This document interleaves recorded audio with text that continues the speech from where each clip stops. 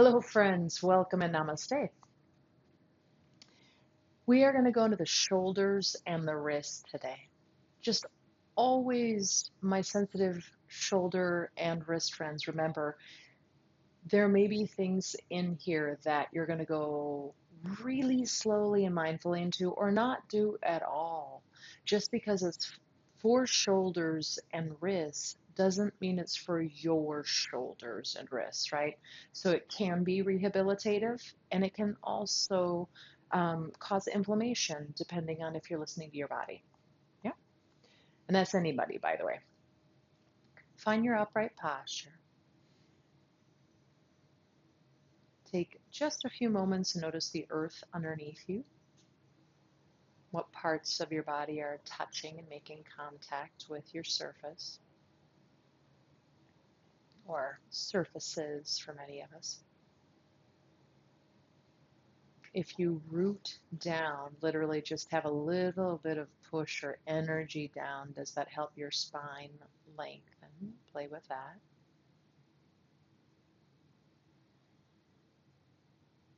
And we definitely want that spine to, quote, rise up, right? Root to rise. But we don't need our eyebrows to rise or our bottom teeth, our shoulders, etc. So check into those other areas and soften them.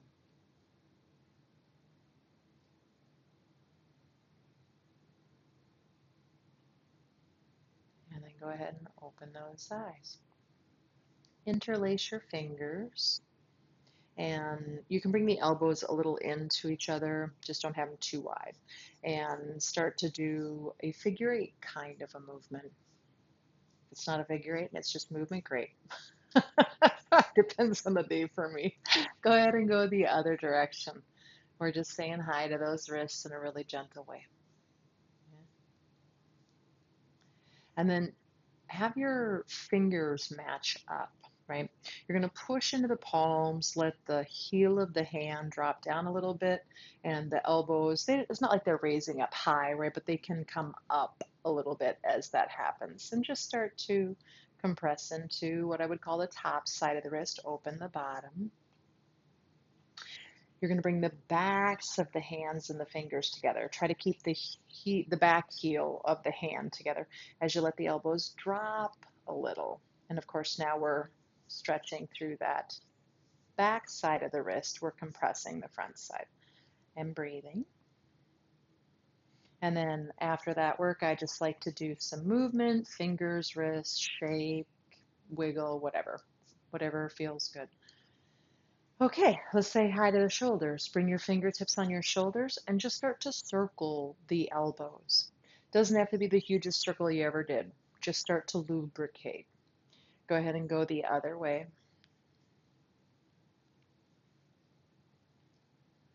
And let the right elbow move back first and then the left. It's almost like you're doing the back crawl or something like that. Spine can move however it would like. Go ahead and go the other way. Head can turn into the twist. It can stay forward. And go ahead and bring those arms down. Your shoulder blades. So don't just think about moving from the shoulders, that superficial area. Go into the shoulder blades themselves. Move them up, forward, down, and together. Up, forward, down, and together. And smooth that out into a circle. The spine's going to move a little bit, but try to keep it fairly still so we isolate in all of that fascia and musculature of the upper back that's connected to the shoulder blades. Maybe a little bit, few of them in the upper arm bone. Go the other way. Up, together, down, forward, etc. And just circling those shoulder blades. Arms doing whatever. And by bringing them not into any extreme, right? A little up, a little together, and a little down, just so you're not in that forward position we're often holding ourselves in. Bring your arms down, and we're going to toggle back and forth. Wake up the spine, and then maybe that top arm will start to reach overhead. Maybe turn and look down for a couple. And then at some point in time, maybe turn and look up. Just trying to do a big general wake up of the upper body. Next time you're to the right, pause. Sink that left buttocks back down, probably lifted. Reach those left fingertips away. And for me, I have to remember to bend my elbow with my body proportions to get that right shoulder out of my ear. Maybe turn and look down, and then turn and look up. Come all the way over. And again, first things first, your anchor. Anchor that right buttocks down. And then reach away from that. Again, you may have that body proportion thing where your shoulders in your ear, not a big deal. Bend that left elbow a little towards the hip and look down. Maybe turn and look up and come all the way up. Let's get off of our buttocks. You're going to come onto hands and knees. Feel free to pad the knees. We're going to do a couple more things in the wrists. So go ahead and have your fingers pointing away from your knees, right? And go ahead and have your hands come back a little bit closer to the knees than what we usually work in tabletop. And then just rock a little forward and back. Don't push past a limit. Just starting to play with, obviously, we're looking at that kind of flexion of the back side of the wrist. Now go ahead and turn your hands out so your fingers point right fingers to the right, left fingers to the left in general, right? And I'm more to the tabletop. My wrists are under my shoulders-ish, my knees underneath my hips-ish. And just take a breath there.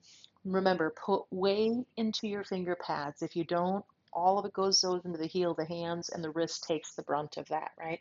So start to find the pressure in the other parts of the hand. Now try to rotate your outer upper arm bone. I could say eye of the elbow forward. Don't lock your elbow out for it, right? These are the things I often see. Soften the shoulders away from the ears, lengthen the spine. That might be where you stay. That might be your comfort zone. You might start to turn your fingertips towards your knees. Now I bring my hands a little closer for this one again. You can kind of play with it, right? And if they don't go all the way, they don't go all the way. Just take them to where your edge is, right? And then I'm going to do that same rocking with a little emphasis on the back. Not meaning I need to do more on the back, but notice that's where we're feeling the most, probably. And we're stretching through the front of the wrist and the forearm.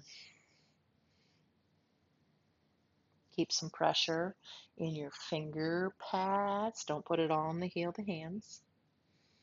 And go ahead and release the hands. If it's okay to just sit back in Vajrasana on your heels, do, and circles, shaking, again, whatever helps you release those wrists from that. Wrists, try that again from that work. We're going to bring that into downward dog. Hands and knees. Walk your hands about a paw print forward. Curl your toes under. Hands start to make your way back. Now think of last week's work, and if you weren't with me, no big deal. Push down with the finger pads, thumbs and index fingers especially, right? You have your index fingers pointing forward. Rotate your outer upper arms into the face, aka trying to keep the eyes of the elbows forward.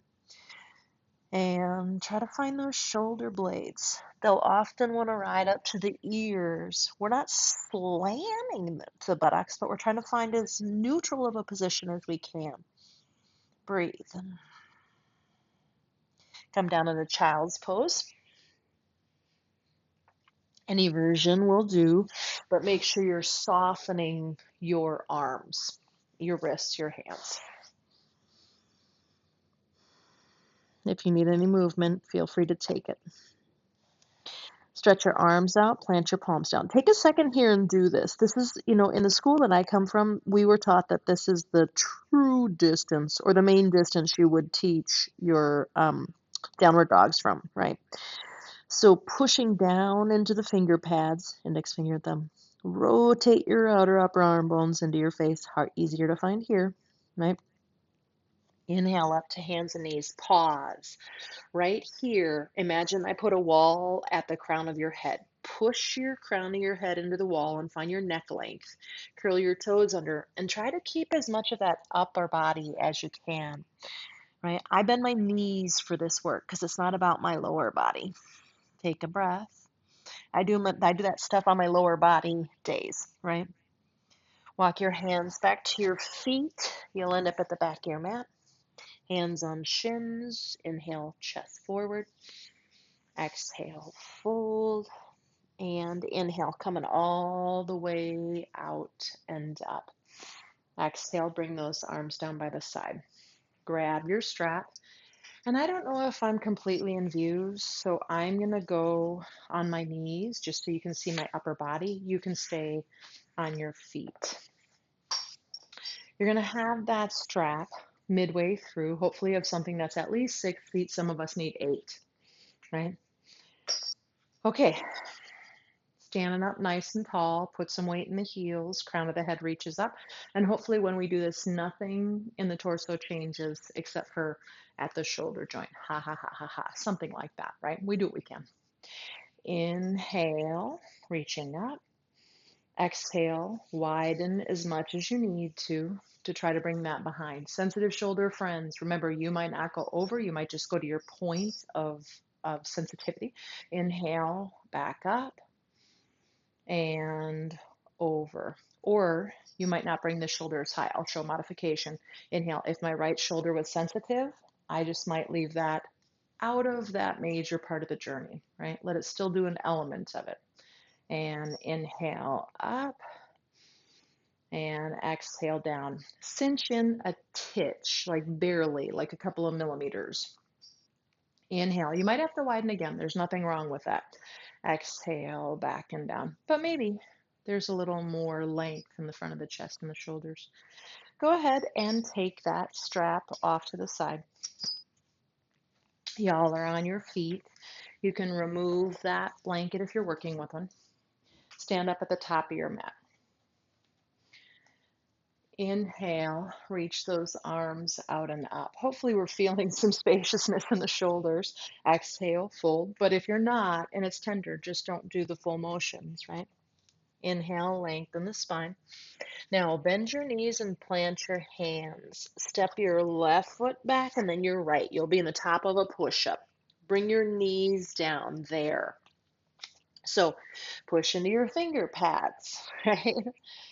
Not just your heel of your hand. Rotate your outer eyes of the elbows forward, outer upper arms in towards each other, right?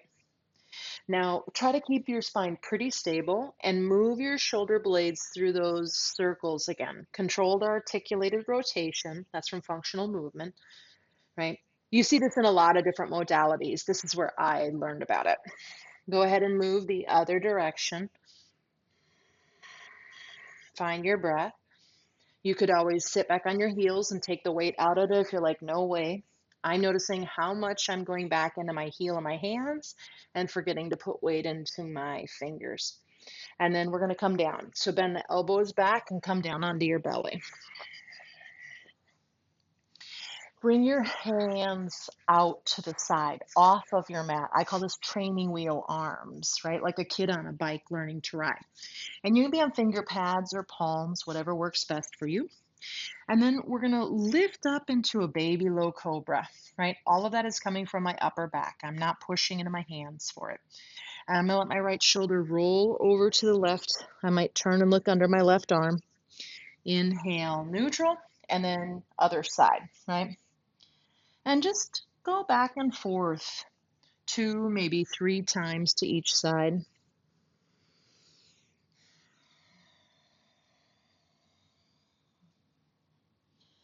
And when you feel complete, go ahead and come on back to center. Crocodile for just a few moments. Okay. So come up and do a baby low cobra. Feet down, thighs lift, tailbone down, all the stuff, right? Reach your arms out in front of you. And then take your left hand, turn your palm up, and reach it past your right arm. You're going to have it about at the same height's not quite the right word here, but as the in line with the right shoulder. And then see if you can set down your head. I got to take off my glasses here, right? If not, put a support system under it. Now your right hand might grab the left wrist. And I'm going to pull that left wrist over to the right side of my room. What it does is it brings me into a little bit of a twist. My right shoulder kind of lifts and moves back towards the left side of the room, right? Soft neck. Take a breath. If it doesn't feel right, don't do it. Release that down. Come back to center and come into that low cobra with your arms in front of you to start, right? Shoulder blades down the back, all the usuals. Then the right hand is going to reach past the left, and it's going to be basically in line with the left shoulder, right? Let your head soften down. You can leave your hand forward. You might grab your right wrist, and you might kind of pull the right arm to that left side. As if you could. You're not really doing it. What it's really doing is bringing you into a little rotation. Might feel a little more of a stretch of the right upper back, or, as long as it's not pain, you're golden. And come on down. Come back into crocodile stack. Take a breath.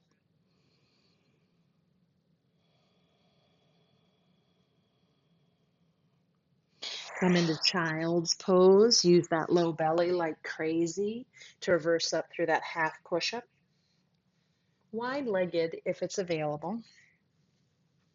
And this time, if it's available, you're going to bring your arms back by your sides of your legs, palms up. Now, if you have neck issues, I would not do this, or I would do this with my hands out in front of me, maybe, or not do it at all, right? Otherwise, you might try to interlace your hands behind your back, or interlock your thumbs, or grab a strap. And just start really gently.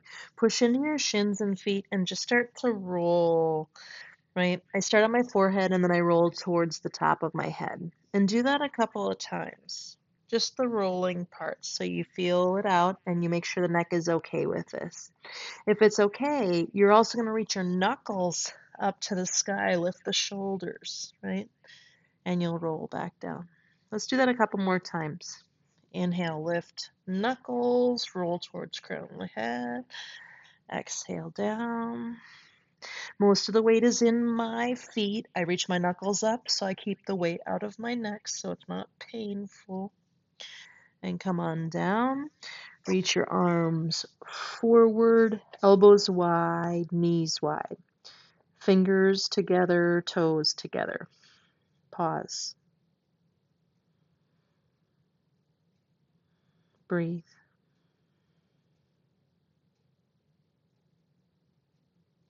Push the floor weight, come on up. We won't be here long, but find a upright posture.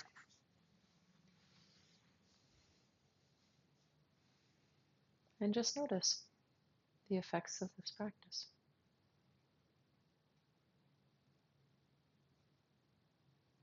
Bring your hands together in front of your heart. Inhale. Bowing the head in. Namaste, friends.